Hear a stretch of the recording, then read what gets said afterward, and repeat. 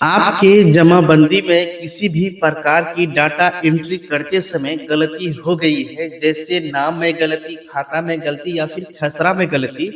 अगर ये अधिकारियों के द्वारा हो गया है भूल उसमें, तो अब अधिकारियों पर ये जो है आदेश जारी कर दिया है उनके लिए।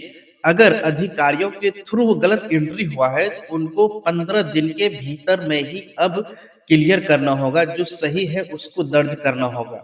साथ ही साथ अब ये भी कहा गया है कि परिमार्जन पोर्टल में जो आवेदन आया है सुधार के लिए, तो उसका समय सीमा भी तय कर दिया है। तो आज के इस वीडियो में हम इन सभी बातों पर विस्तार से चर्चा करेंगे। कौन सी कार्य के लिए कितना दिन का समय दिया गया है, जो कि आप लोगों की जानकारी के लिए बहुत ही खास होने वाली है।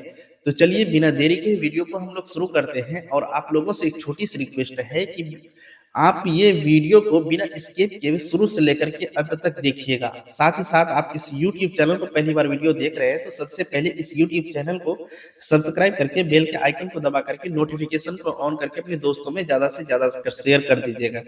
तो चलिए बिना देरी के वीडियो को हम लोग शुरू करते हैं।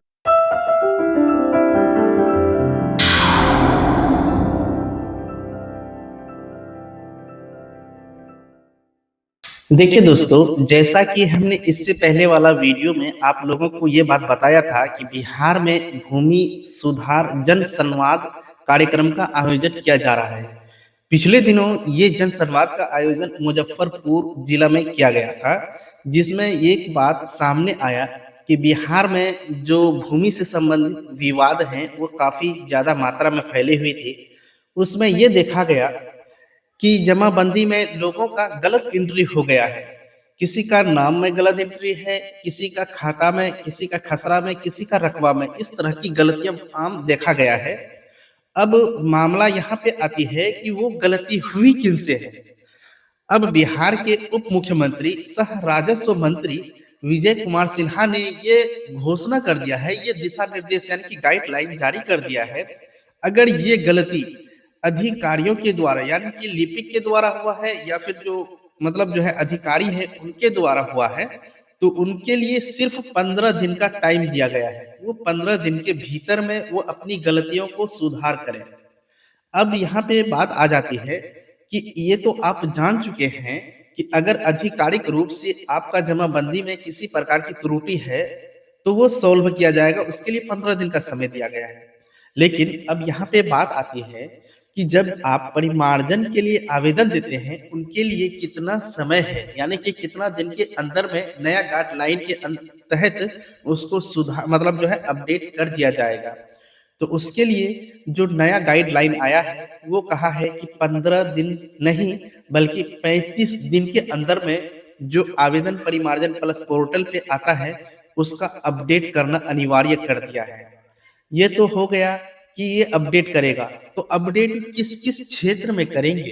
तो सबसे पहला उसमें कहा गया है कि अगर आपका नाम में किसी प्रकार की त्रुटि है तो उसको सुधार करेंगे।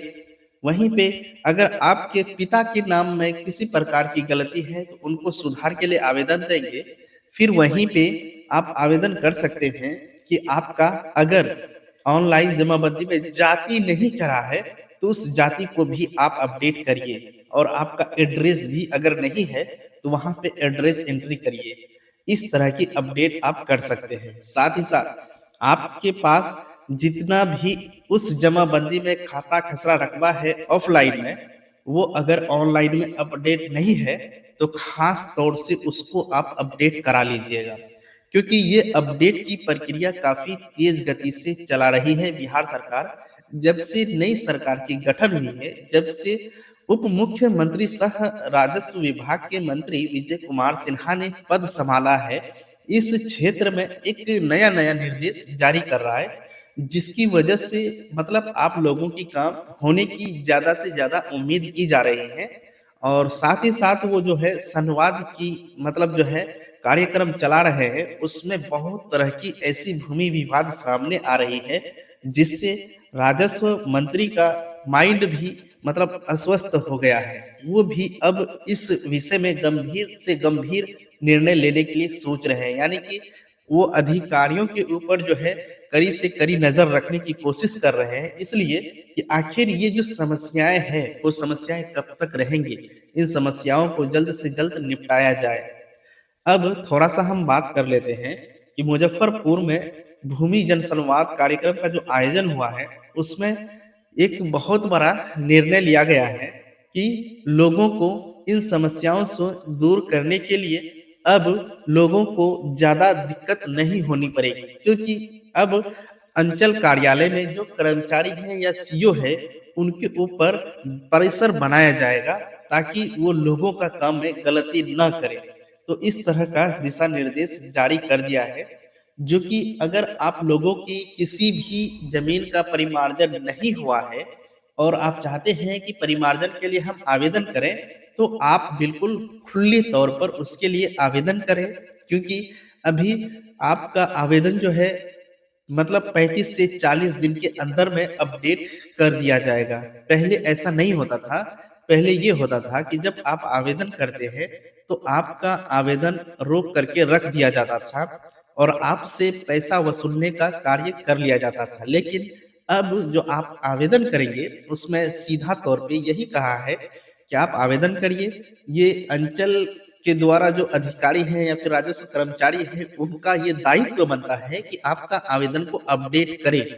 अगर वो अपडेट नहीं करते हैं और आप ऑनलाइन ही आवेदन करते हैं, तो विभागीय अधिकारी की मतलब जो है साइट है, वहाँ पे आपका आवेदन जाता है, ऊपर से उसके ऊपर नज़र रखा जाता है, जिसमें देखा जाता है कि फलाना एरिया के फलाना क्षेत्र में इतना आवेदन आया है, वहाँ के कर्मचारी लोग क्या कर रहे हैं? उनके ऊपर सवाल उठेंगे। उनके लिए जो दिशा निर्देश जारी किया गया है, सिर्फ़ 35 दिन का दिशा निर्देश जारी किया है। अगर ये 35 दिन के भीतर वो अपना काम नहीं निभा पाते हैं, तो उनके ऊपर कानूनी कार्रवाई करने की पूरी योजना बना ली गई है। तो हम उम्मीद करेंगे कि अगर आपके पास कोई भी जमाबंदी ऑफ़लाइन पड़ा हुआ है, उनको परिमार्जन के लिए आप दे देंगे, क्योंकि अब आपका परिमार्जन में किसी भी प्रकार की अटकलें नहीं आने वाली हैं।